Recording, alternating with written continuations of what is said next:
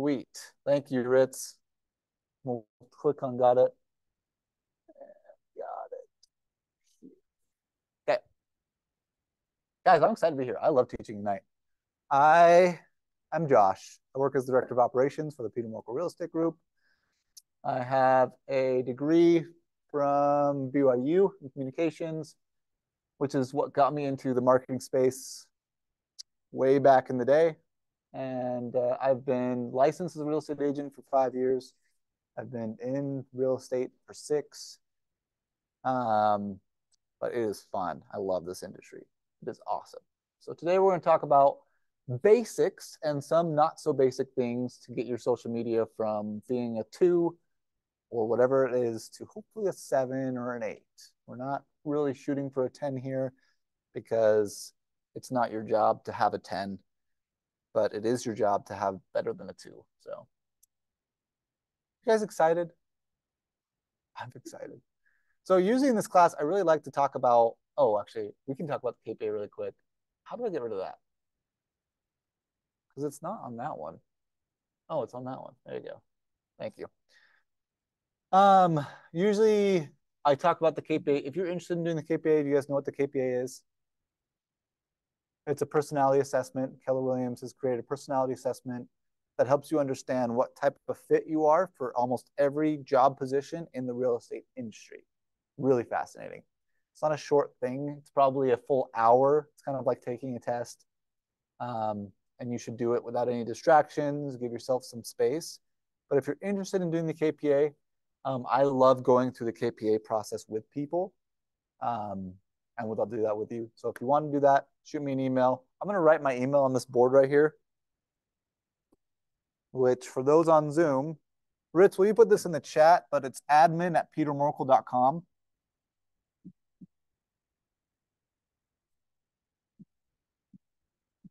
I'm left-handed, so just assume that all of my writing is terrible.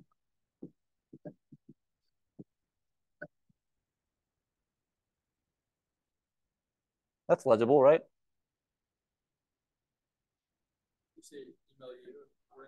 Yeah, you can just email me. There's going to be quite a few things that come up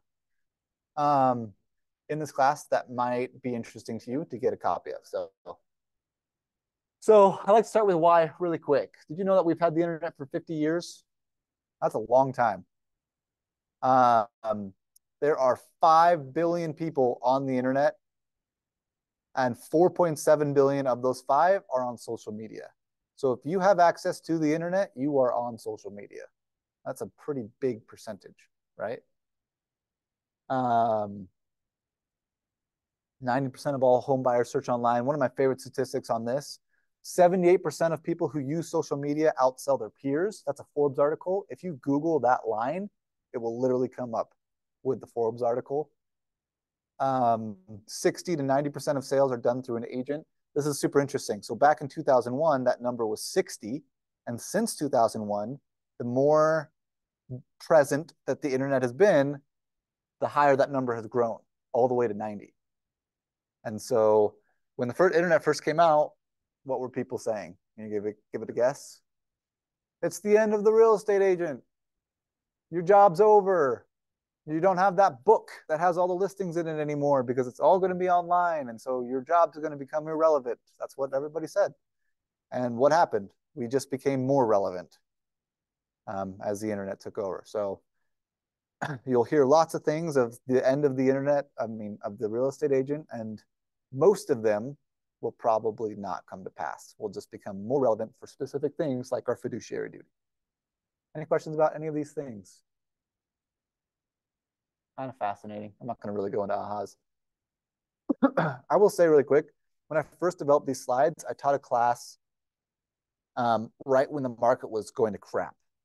And we taught a class for like some of the top producers in the county. And they've asked like 12 people to teach very specific things. So this class was originally developed to get your online presence boosted. I just love these slides, so I kept them on there. So, okay, so what we're going to talk about today is social media in and of itself, best practices. We're going to talk about social media advertising, how to advertise. If you guys would like, we can go a little bit more into depth. This microphone keeps changing the default. I think it's because that you cut that on mute, so it's saying that you don't have it. But this, with that. Okay. So everybody on Zoom, you can hear me, right? There's no issues. Okay. Sweet. Okay. When we talk about your website, how to get a website up, how to make it spectacular, and then Google Business, so we can talk a little bit about more about online. Okay.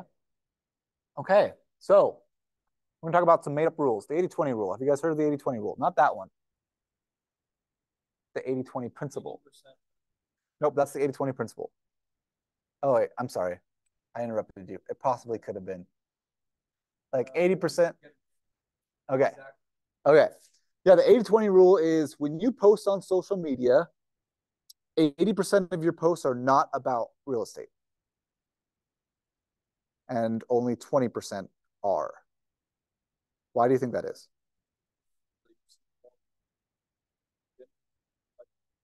Very true. Yep. What else? What do you think is the exception to that? I don't think that, like, if it's your friends on your social media that are just there because they're your friends, they don't want to necessarily just hear about your business. They want to see. They want to see your life. Yep. Yeah, there's a saying, I think it's like every 13 days, people forget what you do. Something like that. They're not thinking about you. And so the whole point of even doing 20% is to remind them of what you do. Now, the exception is a business page. If you want to create a social media page that is dedicated to real estate, go ahead, do it. This class is not dedicated to those types of pages. They can be exceptionally, what's the word I'm looking for? Lucrative. They can also be completely worthless, depending on how you run it. They're a little bit harder to run, I think, than your own average personal page. So the 80-20 rule. 5 by 5 by 5. So those fives just go in front of each one of these lines. So 5 comments a day, 5 DMs a day, 5 posts a day. If you get nothing else from this class, this is a great way to just manage social media. So 5 comments a day. That means that you are not just like commenting on people in your feed. Have you guys seen the database organization chart? It's like the bold method where it's like A and W, B and C. Have you guys ever seen that before? Okay, yeah. So this is assuming that you go off of that method or a method like that. Basically, what you do is whatever your weekly target is, whatever your target letters are for that week, you're searching them online in their social media accounts, and you're going to their last post and commenting on them. Does that make sense? And so every quarter, you're going through your entire database, finding their last posts and commenting on them. You're searching them out because they're not going to come up in your feed. The only way that they're going to come up in your feed more and more is if you go and find them. When I say comments per day, I'm not meaning like whoever comes up in your feed. I'm meaning you are actually searching out people. 5 DMs a day. Where's the best place to DM someone? What do you think? Through social media. Yep. Yep. Where's the best place? On Instagram, on Facebook.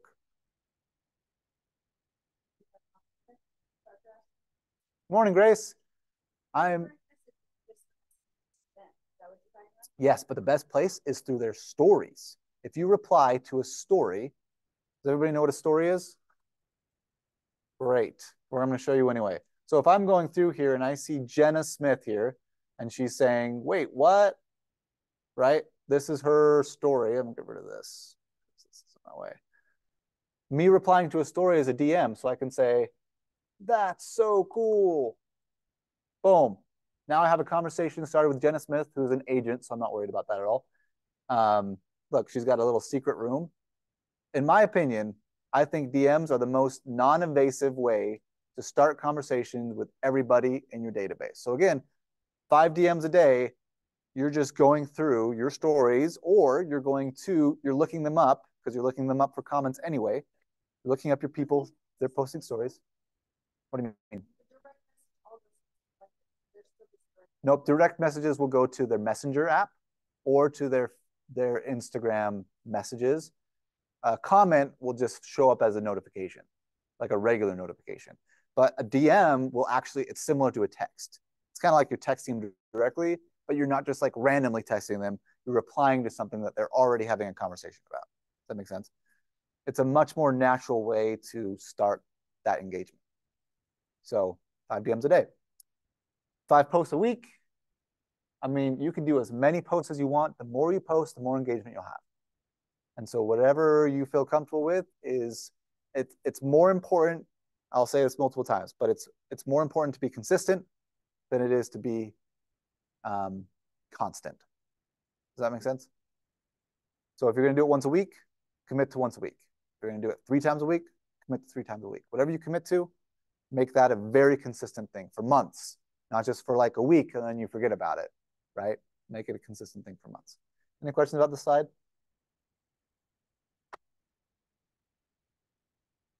Okay, let's talk about stories versus posts versus reels. I'm going to write on this board again, but we're going to do just really briefly stories, posts versus reels.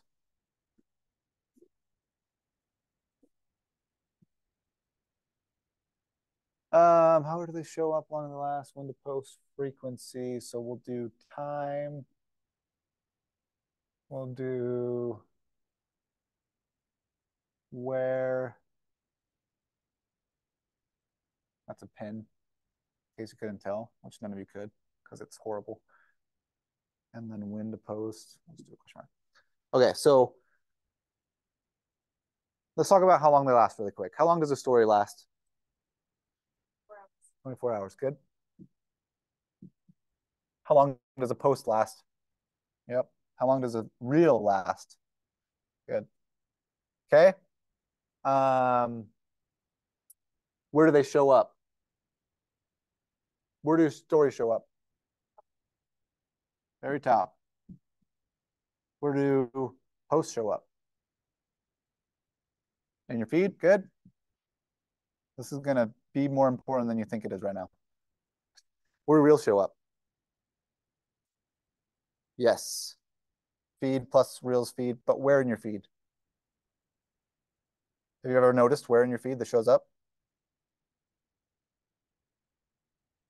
Facebook's algorithm essentially shows reels at, we'll call it the middle of the page, or like, look, Jenna already replied to me. Sweet. I could have a conversation with Jenna right now if I wanted to. So if I'm just on my regular page right now and I'm scrolling down, right, the first thing I see is obviously stories. And then about halfway down the page of what Facebook will consider like halfway of my interest of how long I normally scroll is when the reels come up. Does that make sense? And so Facebook wants to keep you on Facebook or Instagram, either one. They want to keep you on for as long as they can. Instagram comes up sooner than Facebook does when you're scrolling on your phone. And so both of these are probably going to get the most views, considering how often, how consistent you are. Reels are more popular right now. Yep. Yep. Well, both of these have been some of the most popular things for a long time. I post a lot. I'm kind of old fashioned. I'm also, it's hilarious that I'm teaching this class because I used to be like way more consistent with this. And I've kind of just like, the older I get, the less I care about being super present on social media, which is awful that I'm teaching this class, but I know a decent amount. Okay, what was the next question? Go back. When to post. So stories, when do you think is the optimal amount of time to post a story? Is there such thing as too many stories?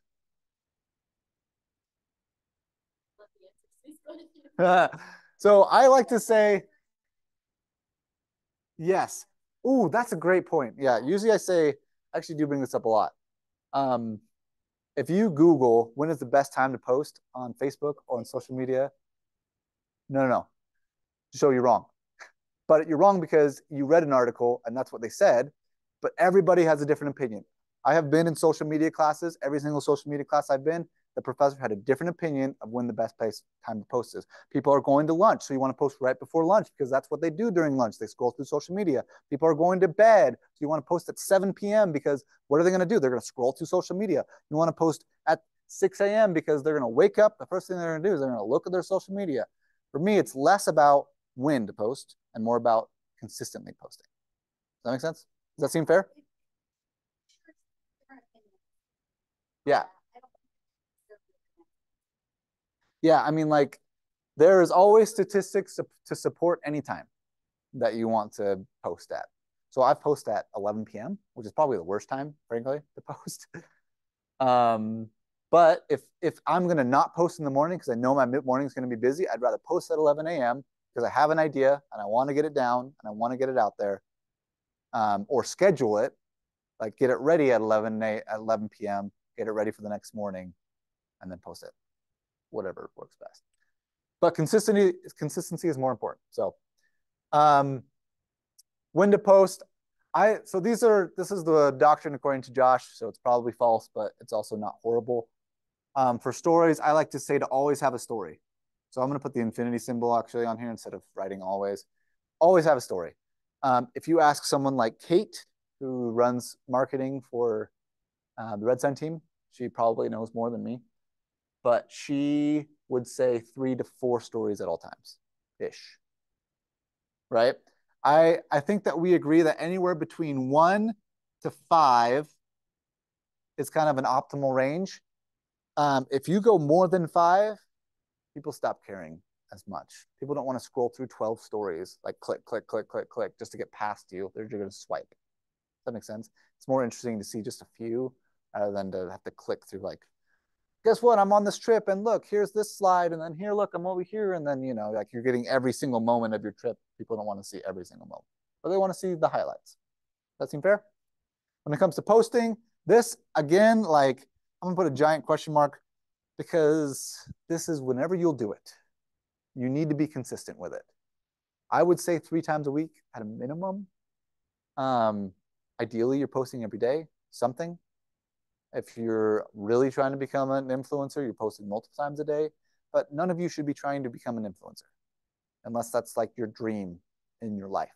What you're trying to do is get business, right? And so you post however consistent amount you can get quality content on social media. That seem fair? Now it's more than once a week. If you want to actually be on social media, you should be posting probably more than once a week. Okay. Reels, I'm going to put a big old question mark here because reels are a completely different thing. Anytime you have a video that you're doing, you should put it as a reel. What are the big pros? Like, who sees these? Like, for your stories, it's your friends and your family. For your posts, it's your friends and your family. The big pro of this is that this is a public thing, right? So anybody and their dog can see your reels. And so if it's a Utah real estate specific reel or something like that, you can get more clients and grow your database through reels easier than you can through any of these methods. Okay. Any questions about these? Do you think hashtags are important? I still think hashtags can be super valuable. I don't think they're valuable on Facebook. I think that they're valuable on Instagram. I think that they're dying.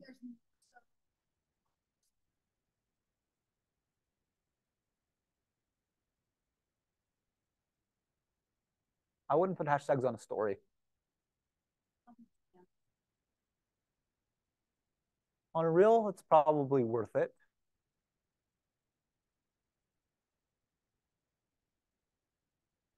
On a post, for me, it would depend on what the post is. Like if you're posting, like I put hashtags very occasionally.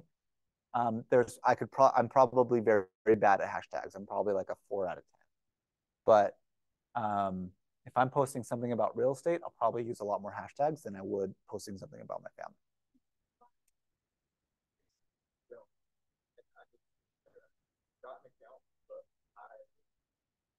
I just added you about it. Like to me, so I'm brand new this. So yep. Started December. Great. Perfect time to start because there's nothing to actually learn in December. But it's all uphill from here. So I really started social media in January, and I just looked at like, and I started a account, like a social real estate account. I've also put on my other stuff, but that's like a designated Instagram account because the most people who look at Instagram at stories during the day are my demographic. It's women, middle-aged women. Yeah. Perfect. That's exactly who I am. That's exactly who I want to reach. Yep. And so I've started again, just in the last like since January, and I've reached 3.1 thousand accounts on my business account, and it's mostly through Reels. So you've reached 3,300 accounts. You have 300 followers. Okay. I would give way more credit towards your followers than the accounts that you're reaching. So like I'm reaching, and it says that most are like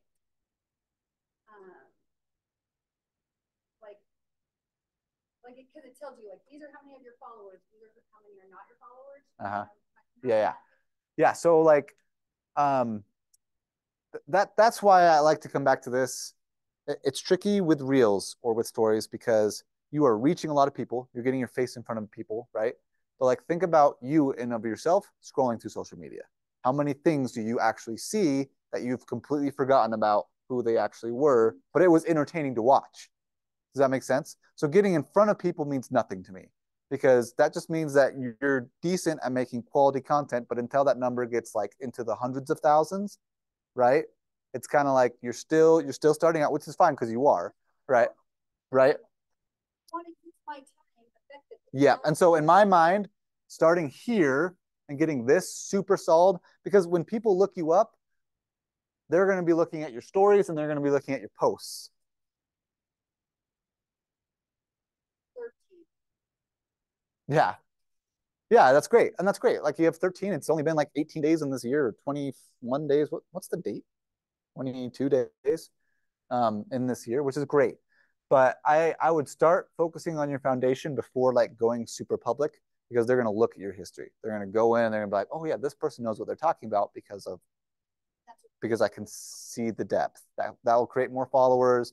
Yep. And plus, in my mind, if I'm not really good at these, this is not going to really yield fruit until I get really good at those. Does that make sense? Like I need to really get solid with my SOI. People need to feel connected to me, people who already know me. Otherwise, people who are random on the internet, they're not going to follow me for the purpose of using me. They're going to follow me for the purpose of maybe entertainment or just watch an occasional reel.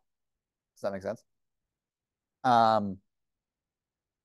Yeah, if you think of some of the most popular people, like celebrities and stuff, most people who follow those celebrities think that they're good people, right? Or that they're interesting people or entertaining people. They'll follow them for different reasons, but like if they're gonna buy stuff off of them, a lot of times there's a little bit of depth and not value. I was gonna say value, but that's not the word I'm looking for. I'm looking for like moral, like morality that is cohesive between whoever's looking and the person themselves. There's a connection there, right? But we're going to talk more about this. So we're going to keep going. Any other questions? I like to create a story right now. Who's in? Let's do it. So if you are bad at creating stories, then you're going to open your Facebook app or your Instagram app. You're going to hit on the plus symbol. You're going to get out your phone and you're going to make a video.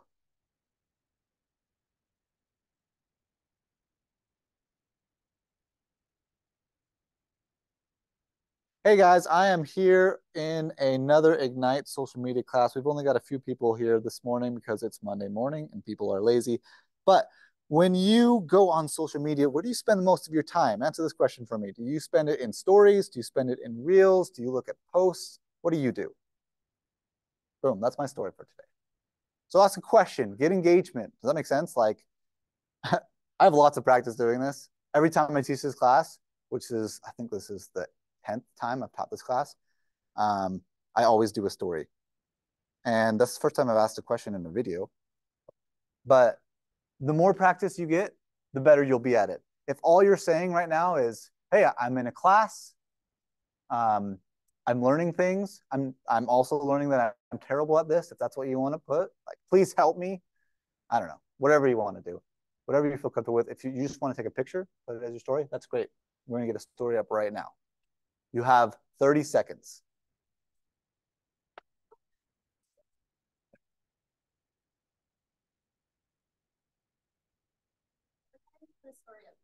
He said you can have 1 to 5 every day. You better walk over here so I don't forget. I already have 2 up. Yeah. I'm trying to think what would relate to what I've already put up. It doesn't have to relate to what you already put up. Your story doesn't have to be cohesive. It's going to be whatever's happening in your life at the moment. Hey guys, I'm in a social media class right now. Berrett Williams. Yes!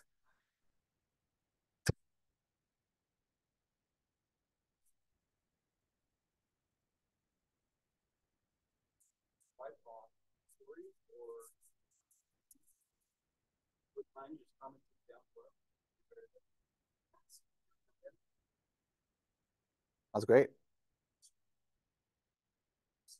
Even if I go post April's reel on my story. It doesn't. You got to get your face out there. Get more of your face. People want to see your face. They want to connect with you as a person. They want to see that you're confident in what you do. They want to think to themselves, ooh, if I was going to a house with this person, I could totally bond with this person.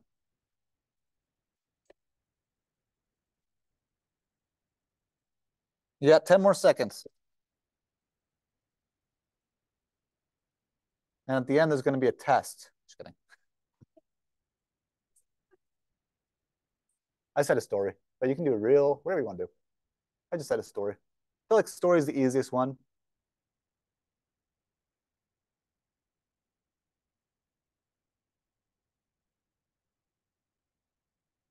Okay, we're moving forward. It's been 10 seconds, I think. It was time.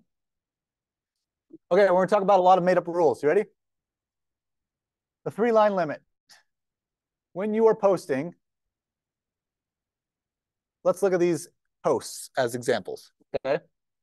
When you are posting, which one looks like it's the hardest to read?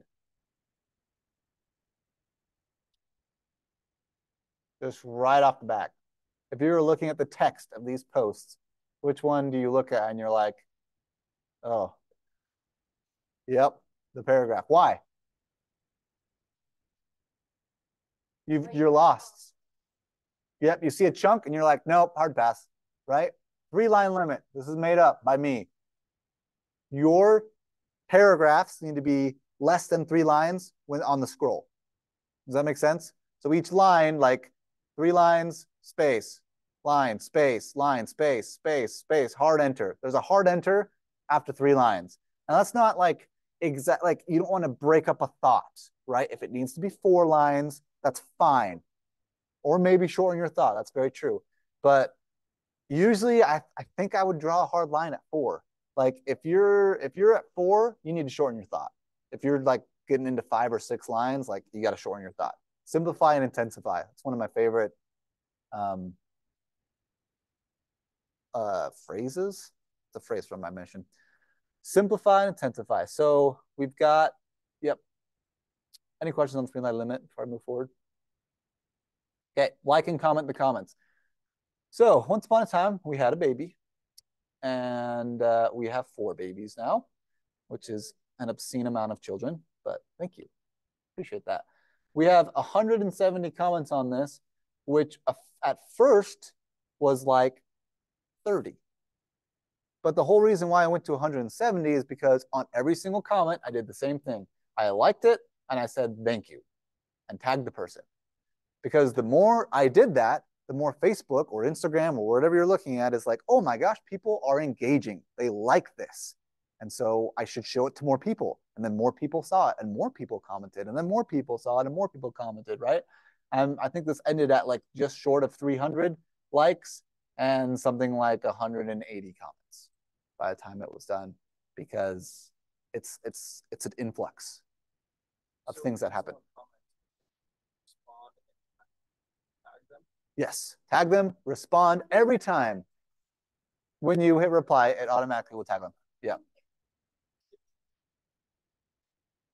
But every time anybody ever comments on anything you ever post, you always respond.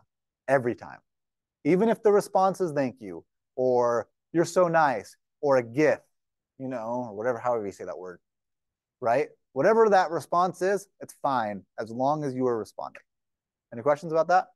Because the more you respond, the more engagement you're going to have through your social media. Okay. Okay.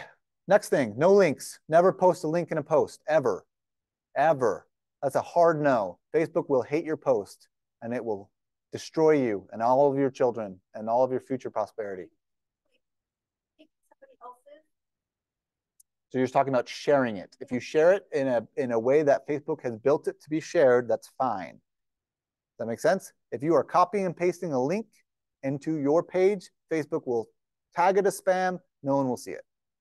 Does that make sense? And so anytime you have a link, always put it in the comments or in your bio if you're on Instagram. Does that make sense? Never post a link. Facebook hates links. Meta hates links, I should say, because they don't want you to be a spammer. They want people to have engagement without feeling like they're being spammed. But they spam me all the time. I know. So it's a hard, what's the word? Hypocritical situation. Add a location. If you're somewhere, tell people where you are. Add a location. I'm at the Orem office. Every time you're always somewhere. I'm in Provo, right? It's just more ways for Facebook to think that you're an influencer, pretty much. It adds more engagement. You're using more of their tools. They like that. Does that make sense? When posting, use images. I almost never post just text because text is boring. So sometimes when I'm posting and it's not an interesting, I don't have an image that necessarily goes with it, I'll go and find an interesting image that will catch people's attention. So one of my favorite sites that are free is called pexels.com. Is it pexels.com? Yeah, pexels.com. All of these images are free. They're completely free. So if I wanted to get like a butterfly, right? I can use any of these butterfly images and they are completely free. You won't get sued for using them. So like an example is I had this crazy dream, and this wasn't like a super popular post, but half the comments that commented on it were because I posted this picture. So I posted about like how like I have these intense dreams and my kids will wake me up. And it'll be like something like super urgent. Dad, I have a bloody nose, oh, I wet my pants or whatever, right? And I'll just like have to like be jolted out of this super intense dream. And then I'll fall back asleep and I'll go right back into another intense dream. So I posted about that, like how that keeps happening to me. And so I use this image as like imagery for a super intense dream. So yeah. Yep. Let's go here. Post questions. I love questions. Questions bring engagement. If you're doing a story, you can use the question button, you can sticker, or you can do the poll sticker. Both of those are great options. I really like the poll sticker because they don't have to actually type anything. They can just click one or the other, and it's a great way to get a lot of engagement. For example, which kitchen do you like better? Do you like farmhouse or do you like modern style kind of thing? Like if you're thinking of Facebook, I mean, real estate specific posts, it's a great way to get engagement by posting stickers and using surveys.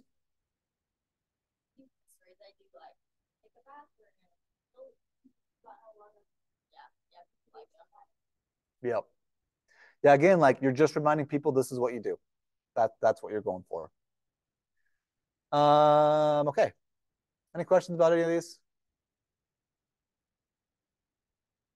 I don't know when my question will be applicable.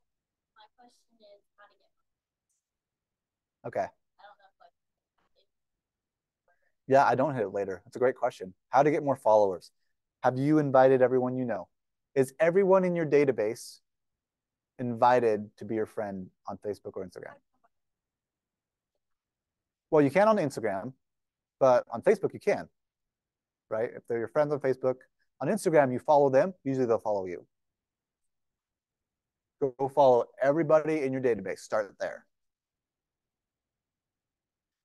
Yeah, that's true. I don't follow people back. So yeah, so the more, so that goes all the way back to here. This, the 5x5x5, right? The way you get more followers is by engaging more with people that you know. And so you need to go to where they are, engage with them, and they'll be like, oh yeah, I remember Grace. I liked her. She was cool, you know, like what's she up to? Oh, I should follow her kind of thing, you know?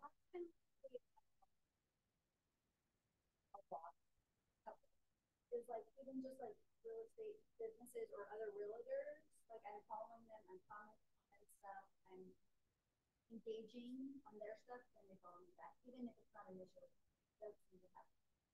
Yeah, so you're talking about vendors. Because if they're getting engagement on their stuff, I want those same people to be engaging on my stuff. Yeah, that's true. That's true. And what's your opinion on paid ads? We're gonna talk about paid ads.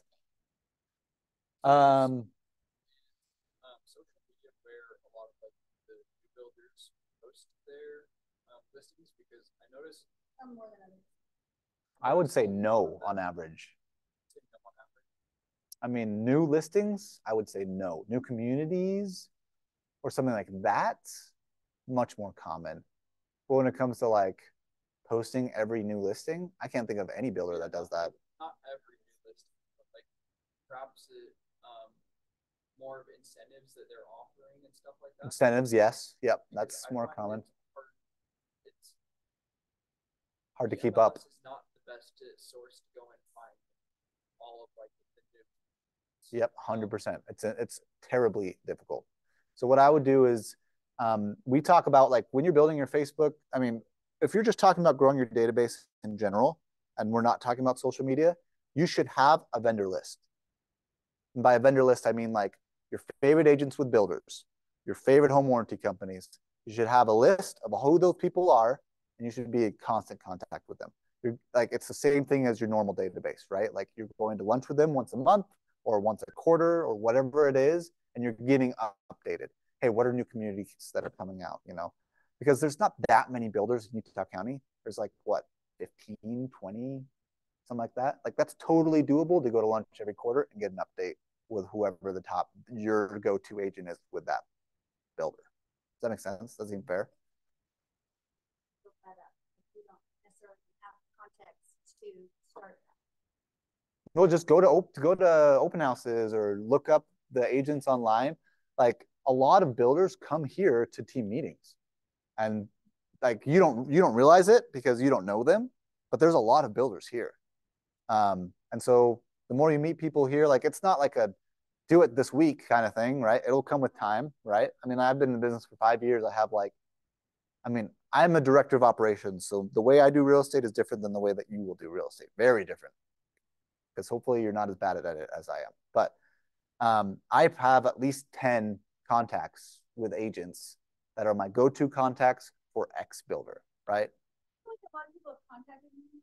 You probably have too. Yep. But I don't know if they're a good agent too. Like it's a little hard to be like, should I use this guy with a ride or not? Like, because I don't know how good that guy is with a ride. You know what I mean? So the other thing you can do is, as a new agent, yeah, I don't want to just refer everybody to this person then, and not have trust. Yes. Yes. They haven't built that Yep. yet. And they haven't built it with me either. Yeah. So like, both ways, but that's difficult as a new agent. Yeah, 100%. And so a way to avoid that, like avoid using a random person that you don't know, is to get people who have used them before and, you know, get some feedback from that. Yep. So Facebook groups, right? So we have a KW Westfield agents page. Every time you have a builder, you could just say, hey, I want to know who your top agents are for your top builders, right? And can anybody willing to share that? And I'm sure lots of people will be willing to share it because it doesn't affect their business at all to refer another agent for a builder, right? Yeah, like I have my own go-to builders and go-to agents like Keystone Construction. Big fan of Michelle with Keystone. Tim Lyons with Fieldstone. You know, like you just like you work with people sometimes, right? And that's a big help. But sometimes you just know people that other people know. Zach Morrell with Arrive. Anyway, we're going to talk about Facebook groups really quick, okay? Everybody uses what? Oh yeah, Zach Morrell with Arrive. Yeah, I went to college with Zach's wife. She was actually in my program, and so I have that personal tie with Zach. Like I feel like I know that family. Yeah, and part of it is because we had a lot of agents leave Arrive, and Zach was one of those like quality ones that actually stayed. And so most people just use Zach now who are in this brokerage because also Zach comes to team training 80% of the time. So team meeting. So we call it on our team training when we have our specific team meeting each week. Okay, Facebook groups. Facebook groups are probably one of the most underutilized things. We just got a listing ourselves from a Facebook group. They can be so useful. I'm going to scroll down here. Here's examples of posts that I've done in Facebook groups, but become your community go-to. You all live in a community, all of you, whether you realize it or not. It's probably called something. It could be a religious ward.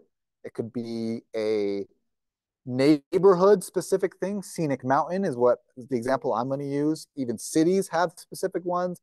I'd be very hesitant of cities because people will be a lot more protective of a city page. Also, there's a lot more whining on a city page often, I feel like, than a community page.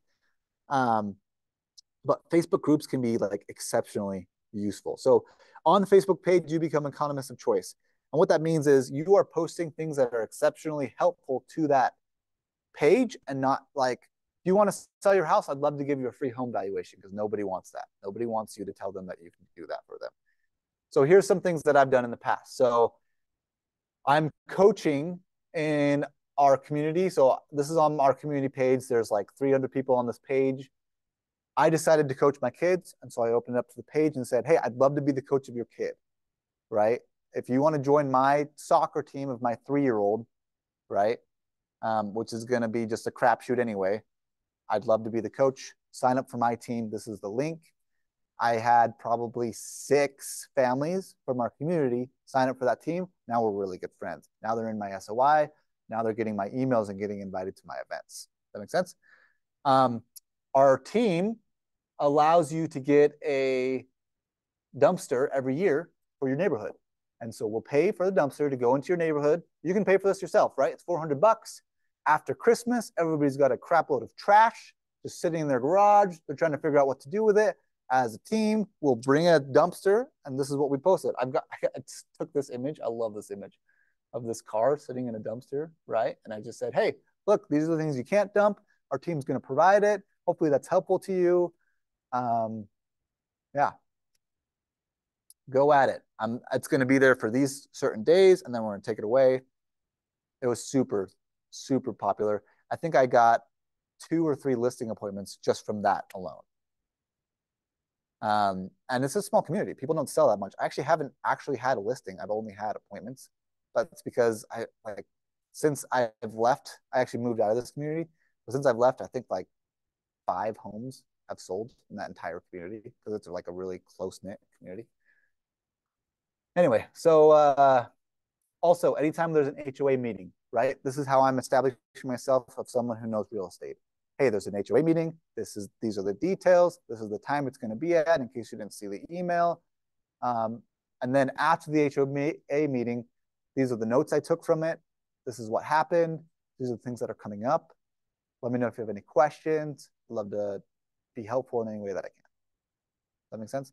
You're just providing value with things that people might be missing out on without spamming people that you're a real estate agent. There's a guy who's in one of my communities who's actually pretty decent at this, who I hate immensely because he's doing better at it than me. But this is my ward page. But this guy, Corey Jones, how to prevent the second shovel. So like he just posts random things that he finds that are helpful that the city puts out or whatever it might be. Like when is this is the snow removal schedule, right? He posted that. This is the garbage trash collecting schedule, and it shows when holidays, so when things have changed and when that makes sense. Like they're like minor things that have to do with the city, and he does it too much, I would say, because it's a lot. Um, but he's providing value to the community, and he's never saying that he's an agent. But people know that he's an agent because if they look at his page at all, it's abundantly clear. I mean, even his Facebook pictures says the flying realtor because he flies planes or something. Anyway, any questions about that? Facebook groups. Not a salesman. What is the purpose of the group? Yeah, what is the purpose of the group? You're using the group for what its purpose is. It's not a place for you to sell yourself. It's a place for you to add value for whatever the purpose of that group is.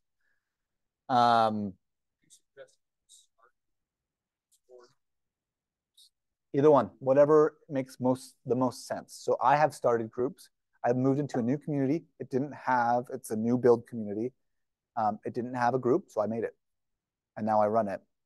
I don't let any other realtors on because I have all the power and I don't have any reason to let other realtors on. So if they've moved to the neighborhood and I know them, so there is one realtor that's on that page, or actually, sorry, there's 6 realtors that live in my neighborhood in this brokerage alone. So all of those people, it's fine. I know them, right? Shoni owns a house in my neighborhood. He's on the page. It's fine. I trust Shoni to not spam the neighborhood, right? But if other realtors join the page and start spamming people, I'll start deleting their account, not their account, but I'll start deleting their posts and start warning them and say, hey, look, I don't want your spam crap on here, right? You're not inviting people to events on this page. That's not okay, right? Yeah. But if you become an admin, you need to know how to separate scam accounts. So if you create a neighborhood page and you want more information on that, come talk to me. I probably reject 98% of people who ask to join my page because they are all spam. They're all scam accounts that will probably post about vent cleaning because that's what scams do these days for some reason. It's insane the amount of people who request to join my group that are not actual people. Okay, so when I talk about being economist of choice, these are my economy posts. I do exceptionally lengthy economy posts. I like to give people an idea of what I think is going to happen for the next 4 months, and I do it every quarter.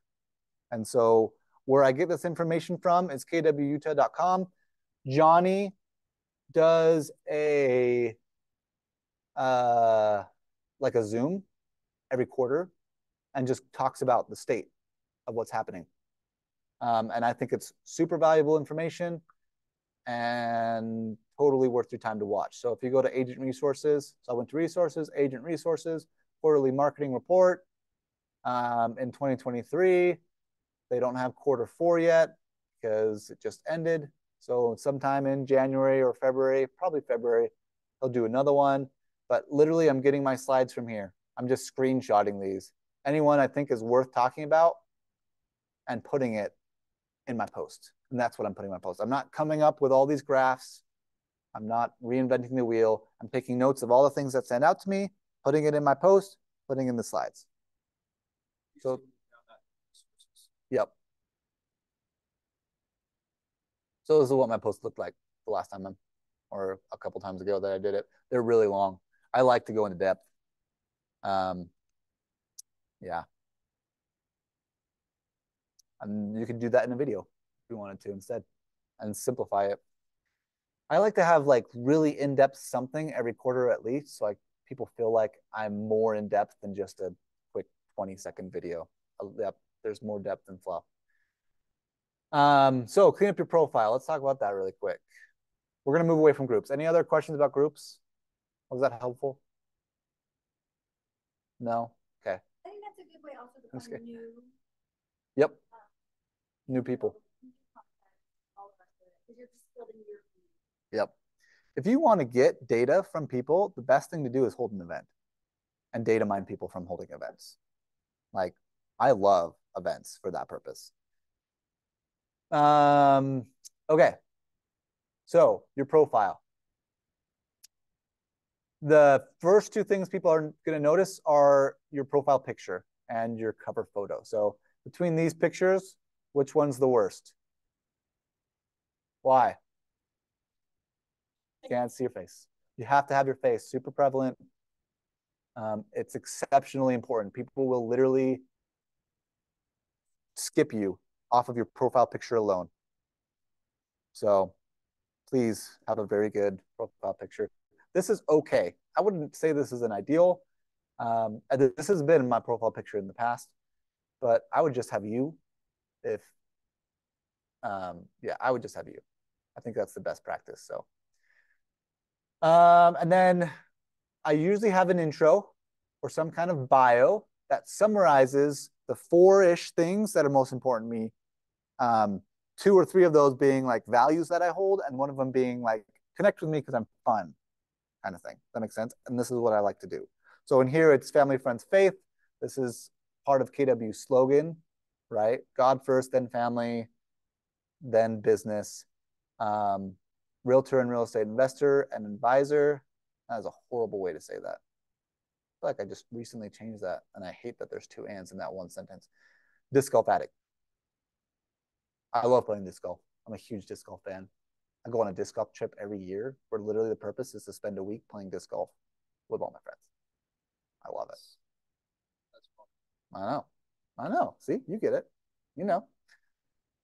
And so it's like a cruise. So all of my posts are those things. I almost never post anything that has to do with, that doesn't have to do with one of those things. My family, my friends, my faith, or disc golf. It's almost always what I post. So people, they know what to expect when they go into my profile. Okay. This picture is one of these things. It has to do with one of those things. So for me, my family's really important to me. Those are all my girls and my hot wife. And I'm going to show everybody, I'm going to show them off. Any questions? Okay. Current job. This is also, you have to be within one click of telling people where you work. They have to know what brokerage you work at. So that has to be in your bio.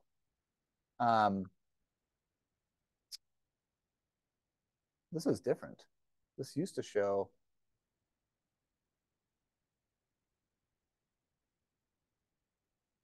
So in here, I've got where I'm working.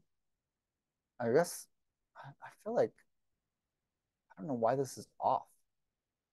Anyway, I'm gonna put it back on. I'm a realtor, so real estate consultant at KW Excellence, powered by KW Westfield, which is actually now KW Westfield Excellence. So I can update that. No, so my boss, Peter, and a few other top producing agents in this brokerage built a new brokerage that's a branch of this one. So they have full ownership of it, but they share profits with Westfield. So KW Excellence is in Mapleton. It's just an auxiliary branch of this building, pretty much. Does that make sense? Yeah. So that's the new name because we wanted it to be more simplified. So did I not save that? Okay. Yeah, so you need to make sure that it is on here so that when people, okay, I'll fix it later. So when people come in, they know where you work. All right, any questions about that? Okay. These are different types of posts. One time we paid an obscene amount of money to learn how to do ads at an exceptionally high level, and they gave us some feedback on different types of posts. So I thought it was pretty relevant to this class. So for example, problem solving, like I'm trying to fix my sink. What's the best sink? What's your favorite type of sink? You know, like help me figure this out. Or like, I haven't ever built a playhouse. How do I build a playhouse? Do you have any suggestions for me? Personal story, guess what happened to me? I had a dream. It was crazy. Methodology, hey, if you're ever thinking of buying a home, here's a few steps for it, right? This is how you do it. Intellectual insight. I learned this cool new thing. Check it out. Bandwagon. Have we talked about Travis Kelce and Taylor Swift yet? Let's do it right now. Personal philosophy. I'm a big Jesus fan. This is why. Belief harmony. Very similar to personal philosophy. It's pretty much the same thing, except for this is more religious and this is more cool quotes kind of thing. Transformation. I'm working out this year. Check out what I used to look at like, and this is what I look like now. Question. What's your favorite kitchen style? Invitation. Come to my event. PR. Our team is amazing, and this is why. Right? Those are all examples of those different types of posts. I like this because it's kind of like, oh, this is cool. They are saying that you should do one to three to five of these a week. So if you add all of these up, what is that? I mean, it's a minimum of 3, 4, 7, 8, 11, 12, 13, 14, 15 a week, which is like 3 or 4. No, it's like 2 or 3 a day. Right? So, okay.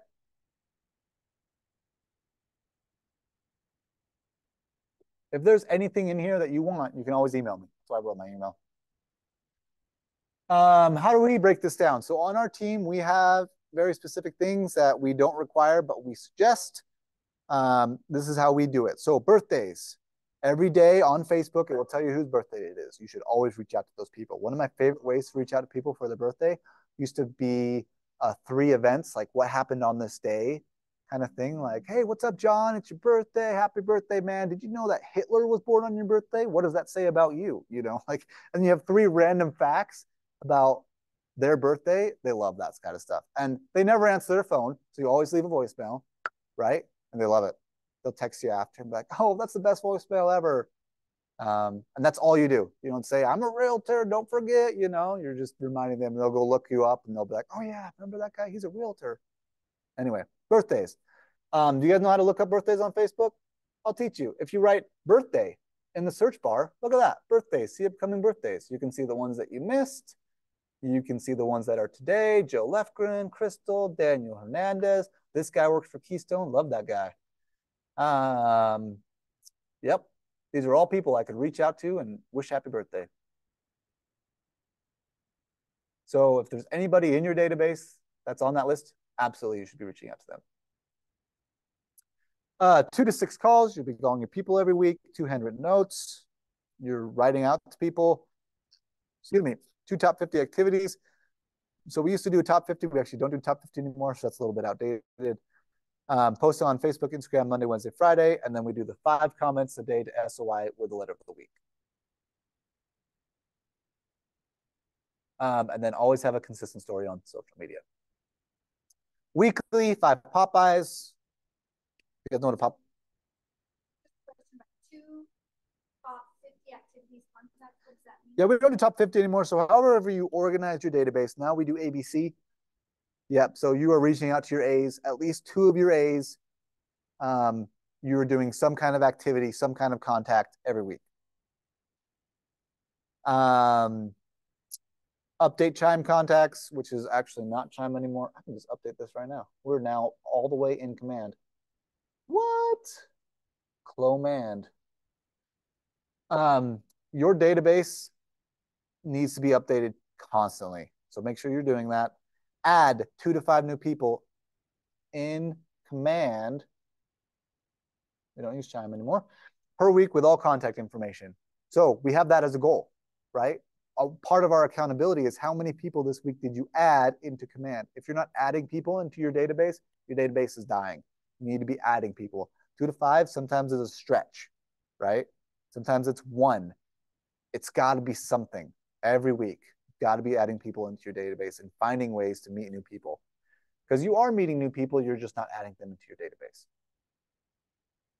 Like I met 2 people over the weekend. I went and showed them homes, got them on a buyer broker.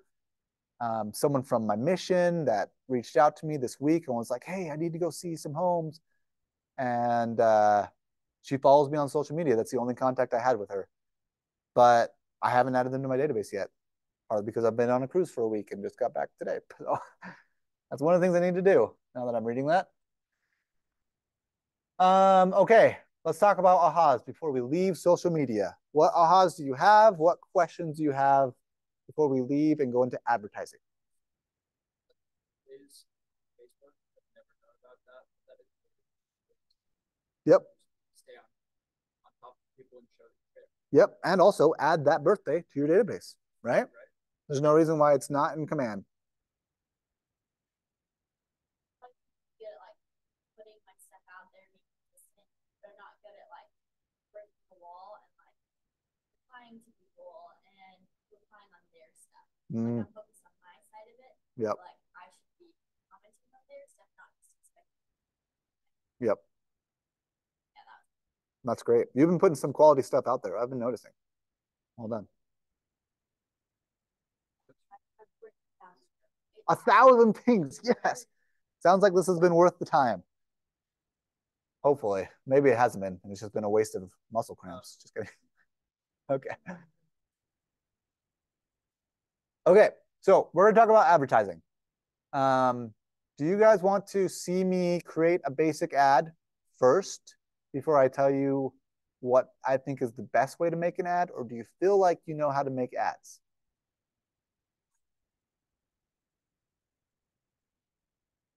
So like you have an open house, for example, you want to put it on social media that you have an open house as an ad so people can see it, go check out your open house. You can get more people there. Do you feel like you could do that or do you want me to show you? Okay.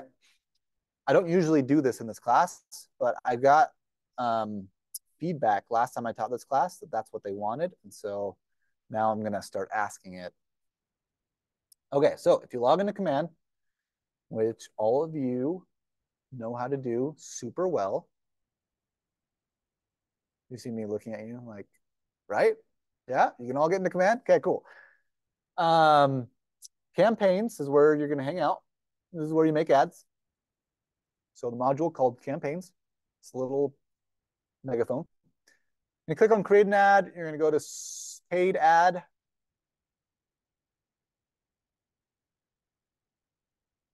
Okay, follow me so far? Just tell me if I go too fast.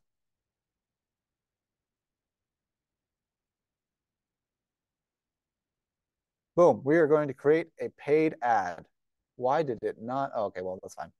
So usually my suggestion is to create an ad off of a listing. If you don't have a listing, that's fine. Ask somebody in the brokerage whose listing you love if you can make an ad about that listing. You can always ask Peter, for example, right? He'll probably always say yes. So a listing, we're going to do a multi-image carousel. I'll go back in case you missed it. This little second button. So the difference between these. Hit the plus button. So the paid ads right there. I hit this. Oh, that's. It's because it's not big enough. Yeah, and then paid ad. Usually it's up here. Okay. But it's like it's seeing the size of your screen and saying it doesn't like it, so it put it in that corner. Okay, so we are here. This is just a single image or video. This is multiple images. I like to have multiple images. I usually do 5. I think that's the default anyway. So we're going to click on that. I'm going to pick which Facebook page I'm going to run it from. I have my team Facebook page. By the way, you have to have a business page on Facebook. If nothing else, it's to run ads. Just make one to run ads. And then anytime you post anything that has to do with real estate, put that post on your business page as well, and just do that. Just leave your business page alone otherwise. Does that make sense? Nope. Nope. You just have to legally have a business page to run ads. It's literally impossible to run ads without a business page. So our business page in our team is okay. It's probably a 5 out of 10. I'm literally hired a marketing intern last week so that she can help us run that better. But you don't need to worry about that. All you need to do is have one so you can run ads. Okay. All right. We're going to go to our listings. I'm going to look up listing agent, Peter Morkel. And I think we have like 5 listings right now. Pending. Oh, 1 active listing on here? That can't be right, but we'll use it for now anyway. This has been kind of off a little bit recently. Oh, we've got lots of pendings. So we can use a pending. That's fine. Gunnison went off market? That's weird. I didn't know that. Okay, so we're gonna bring up a listing. We've got this American Fork one done. And then it's gonna automatically bring in all the stuff about that listing. So it brought in all these images. I've got everything I need to make the ad, which is great. The first thing I need to do is text. Usually if it's an open house, all I'll do is say open house in all caps this Saturday from 12 to 2. Come check out this gorgeous single family home in the heart of Provo. I can't remember where this is. So we'll just say it's in Provo. And then we'll do like hard eyes and a house, right? Something. A couple emojis in there. Add some color to the text. Any questions about that? I like when I run ads, I like to be very specific and not like crazy creative, because if you're going to try to be crazy creative, you're going to spend a lot of money and it's not going to get you anywhere. This is going to target the people that I want it to, people who are looking for an open house. So they're going to see open house first thing. And if they want more details, then they can get them. We'll say 4-bedroom home under 500K. Something like I would highlight my favorite features about it, right? I can't remember with this listing what it is, but when it comes to this sub title, that's what I would put, something like that on under the headline. Then I pick my favorite images. So usually I do a kitchen image. I really hate all of these images now that I'm thinking about it. So if I right click on it, actually, no, I think it's just hover. Yeah, if I hover over it, I can see what they are. So this is adequate. We can do that one. I don't really need more than one kitchen image, but I might want to do more than one if it can make sense. So I'll probably do that one too, so you get an idea of what the whole space looks like in the kitchen. What are the most important parts of a home to show, you think? Yep, family room. So let's find the family room. It's probably none of those. Definitely, definitely not a bathroom, 100%. This is the family room. I almost will opt out to do this family room because it's not very good looking. I want to sell people to get into that home. So I'm probably going to do this one, that master bedroom, because it's got beautiful twin doors inside it.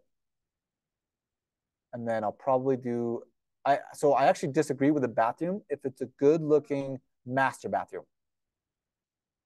I'm only doing 5 pictures. Can you do like the yard or I don't know, something that's actually gonna. It depends on how good they look. You're doing the 5 best looking pictures, right?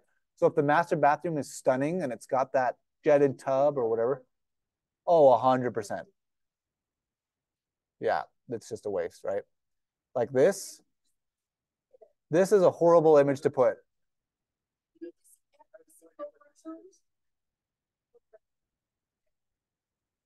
a lot of time online and I'm like, what are people doing?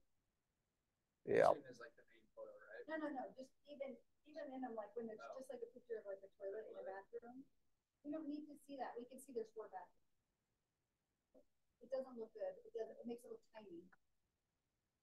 I think it's annoying when you just see Man, inside, like maybe a kitchen or a living room, like a beautiful, like their most beautiful inside photo. It's like, is this a townhome? Yeah. I mean, yeah. I know I can search for that. It's just, Yep. like, what does it look like on the structure? So this actually isn't a single family home now that I remember. It is a townhome, technically. It's at a 55 plus community. So we'll say townhome. Anyway, I'm not putting too much effort into this, but this is kind of like the direction I would go. And then the most important thing you're going to do is have a good landing page. So your landing page needs to be the listing itself. All of you have the ability to create a landing page for your listing by going to your KW website, which mine is utahcounty.kw.com.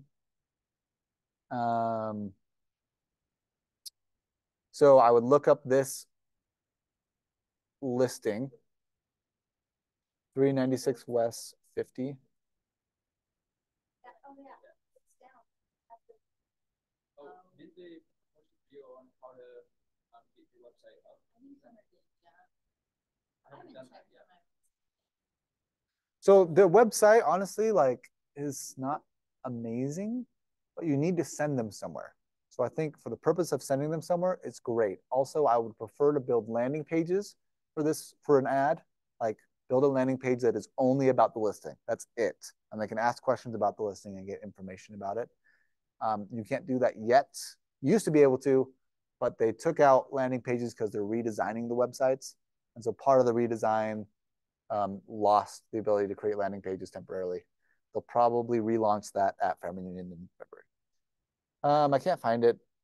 I don't know why I'm having a hard time with this, but we'll do this question mark as an example. This is probably land. Sweet, we'll do this one. So this is what it would look like, right? You find what the address is, you look it up, and then it gives you a landing page. It says it's price drop, and here's some details about it. And look at all this awesome information. Everything looks good, shows you what the monthly payment is. Here's my contact information there the whole time. I'd like to learn more. If I click this button, it's going to send me a notification on my app. I want this site. I want this to be the landing page. So I'm going to copy this link. I'm going to put it into my ad. Put it right here. Boom, I'm good to go. If you want to get fancy, you can change lead settings. I usually don't touch this. Okay. Now that our team is running leads a little bit more, I probably would a little bit more, but for myself, definitely not. I don't have any need, unless you want to tag them. You could tag them like open house lead or something like that, but it's just going to come in as a lead and you're not running ads anywhere else. So you should hypothetically know that that is where it came from. And then you just hit publish. So, oops.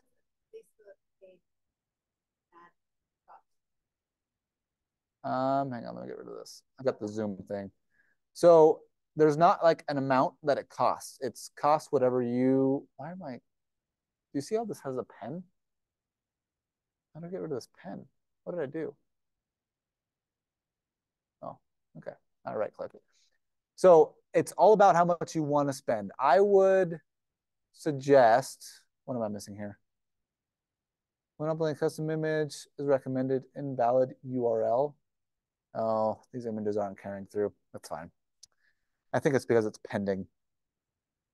Actually, this might be under contract now, so it's a little bit late. I would suggest doing about $5 a day-ish. Anywhere between $3 to $7 a day, until you get good at it and you feel like you're spending money in good places. But I usually spend $20 to $30 on, actually, for me, actually, I usually spend 50, but I would spend $20 to $30 on each open house ad that you run. Because it's only going to be for 5 days or something, or 4 days, however amount of time. So don't overcomplicate your life. Do $5 a day. Actually, I'd pick an amount and do however many days is in that amount. So if it's $30, do $30. So if it's only 3 days, you're doing $10 a day, but you're still spending $30. Does that make sense? So any questions about that? That's how you create your average ad. You're going to create ads for all kinds of things. You can do an open house. You can do, there's a new listing on the market. Check it out. You could do like a sweet seller financing deal. My seller's offering 3% BAC, whatever, right? Actually, I'm pretty sure legally you can't say that on an ad. So don't do that. No, I'm sorry. I said BAC. What I meant was like the interest rate. APR, 3% APR. Yeah. You can put BAC. I think that's fine. But why would you run an ad for BAC? Because you're not targeting agents anyway. Can you have that on the MLS list? It has to be. Well, I'm talking, like if it's a seller finance, can you do the APR? Like The APR or the BAC? If it's a seller finance, the annual percentage rate that the seller is willing to. Yeah, you're not allowed to say an annual percentage rate. You should talk to Dean about it because I thought you could, and then Dean said that you can't in a broker chat that I saw recently. And so I think you would get away with it. I don't think anybody would blink an eye because lots of people do it. I think technically it's not completely legal. Yeah. But I thought as agents we can say stuff like that. If we were like financers, we could do. Like I thought legally that's how it would like sound like it. As a financing, like a financer, like if you're a broker, not a broker, lender, because there's so many things that you qualify, you can't just like say like, oh, you can get this much. But as agents, I thought we more legal way to say these are available. You can get this much. I don't understand how you can say, like, what would you say? Like, give me an example. Like, we're having a conversation. I'm a buyer. Hey, what do you think my interest rate will be? What would you say to that? Interest rates are below 7 right now. Yep, perfect. Yeah, so that's not saying a rate. You're not saying you will get 6.25. Does that make sense? Where with seller financing, yeah. Yeah, as long as you're not promising a rate, which with seller financing, I think what he's asking is, can I promise a rate? Because I think so much on how much debt they have. Yeah, how much down payment they have. Yeah, but if it's a seller financing deal, so this is the counter argument, right? You have total control, right? And so I think Dean is cautious of lawsuits. So I think he's overly cautious on this point because it's his job to be cautious of lawsuits, obviously. So that's why I say I think you get away with it. I don't think it'd be a massive issue, but Dean doesn't want you to. So that's the diplomatic answer I'm going to give. All right. Now I'm going to show you, what time is it? 10:50. How long did we go till? 11:30? Okay, let's not go till 11:30. And instead, I'm going to show you what I think is the best money you can spend on ads. Does that sound like a good idea? Open houses are okay. We've gotten some pretty good open house leads from ads. But I'm going to show you what it looks like first. So you don't need to pay attention on how I'm doing this at all. All you need to pay attention to is what is like the concept of what I'm explaining, okay? So, because I'm going to show you how to do it, I'm going to show you where you can find how to do it later. Okay, so when you create a business account in Facebook, it will give you access to something called Business Manager and not like Ad Center. So there's a difference between Ad Center, which is like Marketing 101, and Ads Manager, which is like Marketing 501. Ads Manager is a lot more hefty. This is where you can build heavier level, more direct targeting, those types of ads, okay? So if I go, oh, I just clicked on the wrong thing. I'll go back. If I go into Ads Manager for the Peter Morkel Real Estate Group, in business.facebook.com, again, you don't have to write down any of the actual stuff. It's just because I'll show you where you can find a walkthrough video. We do SOI specific ads, and I think this is the best money that you can spend. So what we do is we take our entire database, we get all of their phone numbers and all of their emails, and we target them directly. So people who are in our SOI, when they go on social media, they see us. They see my face, they see whoever their agent's face is. This is the ad that they see right here. If you've linked their social media to your SOI. I'm targeting their social media directly. I'm not targeting random people. So, but how, like, do you put that into your database, their social media account? No. They know. You have to do a custom list. So in the video, it will show you, but it has a CSV that you have to fill out. You basically copy and paste their emails and their phone numbers into that list from your database list. But then you can target them directly instead of targeting people you don't know. Like in my mind, that's a much better ad spend because people are on social media.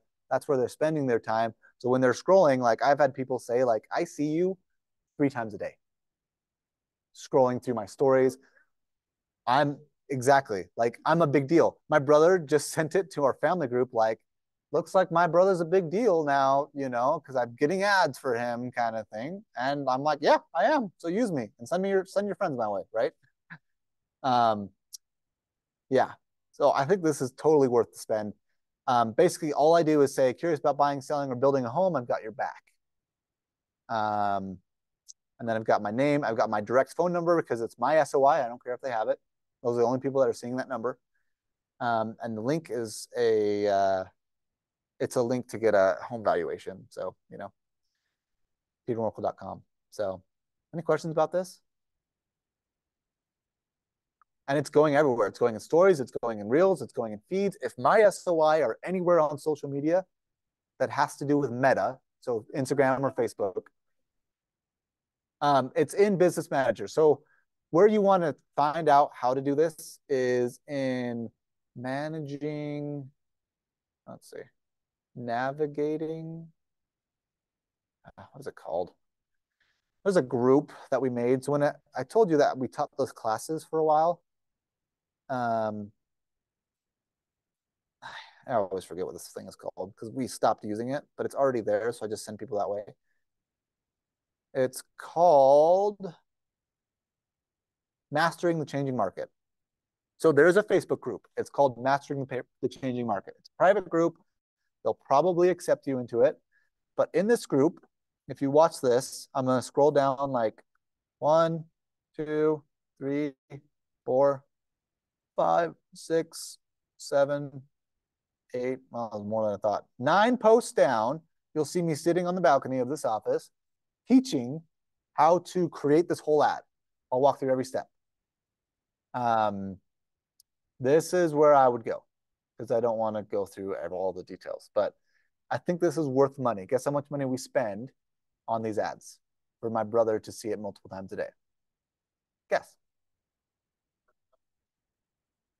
A year. We'll talk about a year. Or do you want to go week or do you want to go year? Well, we spend $1 a day as a max. So the most we'll spend is $365, but it will only spend a full dollar, if it hits its minimum amount of requirement of targets, which it usually doesn't because it's such a small group. Does that make sense? And so I think we're spending on average like $250 an agent on our team to run these ads for them a year. Does that seem like a good amount of money? Yeah, that's totally worth every penny, right? Less than $1 a day to get your face in front of your people. The problem with these ads is that they get used to your face, right? If they see this every single time, they're going to scroll past it because it will be old news, right? Their mind will be used to it. So they're going to see the red thing like, oh yeah, I've already seen that. Scroll, scroll, scroll, scroll, right? So you want to switch this up. You want to do videos. You want to do different colors, whatever you need to do. You want to switch up what's actually being shown as the media. Okay? Any questions about this? Cool. All right, moving forward. We're almost done here, guys. The last thing is, are you Googleable? Google is a thing. You need to be on Google. I would recommend sending people to leave your reviews on Google, not on anything else, not on Zillow, not on anything else. Because people will often Google your name rather than go on Zillow and look up your name, right? And so if I look up, who should we look up? Clay Winder? Wow, he's not even linked to Redsign on here. That's interesting. So we'll look up Peter Morkel. So my boss name is Peter Morkel. We've built out his Google domain so that it links straight here. 135 Google reviews. This is way easier to do than you think. If you look up the words Google My Business on Google, then the first thing that comes up is a Google Business profile. That's where you go. Fill out a profile. It will send you a mailer. The mailer will say, do you actually live here? I would put this address as your business address, right? So it'll send you a mailer here. You'll have to confirm it. It's really easy to do, but then you can start sending people to your business page to get reviews, and people can actually look you up. And then you need to get reviews, right? Every time you have a closing, you're doing everything you can to get reviews from those people. I mean, we only had 134. This time last year, we had 15 or 18 people on that. We actually paid, we offered a $15 Amazon gift card at a movie event that had like 500 people in it to everybody in that room, to whoever left us a Google review and tagged their agent. And I think we spent like $2,000 to do that, but it gave us 100 more reviews. It was totally worth it, worth every penny. So yeah, the goal when it comes to reviews, like if you want to really push, you want to get like above 800, close to 1,000, because if you do, Google will prioritize you over anybody else when people look up real estate agents or when you run pay-per-click ads, all that kind of stuff. So, all right. Was that an information dump or what? I don't know where this link goes to. We'll just ignore it. Any other questions? That's all I've got.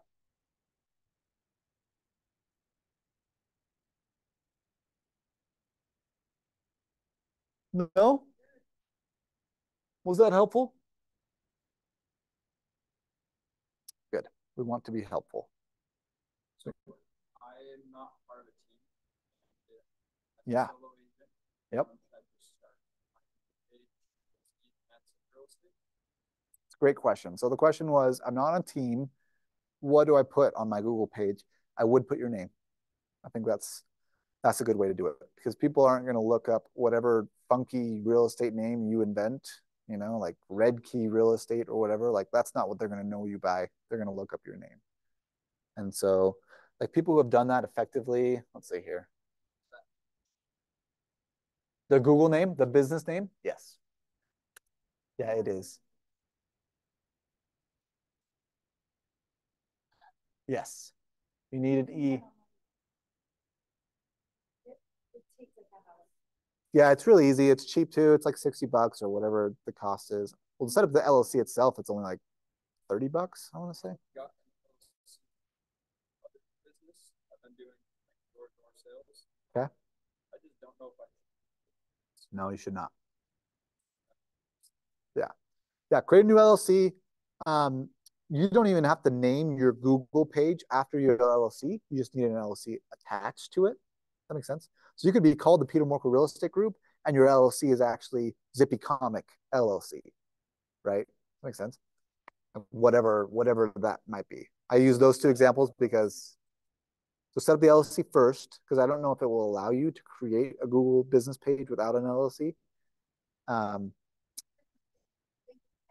Yep. Yeah, you want to keep it separate. Okay. Any other questions? Anybody on Zoom? Did you like this, Zoomers? Was this helpful?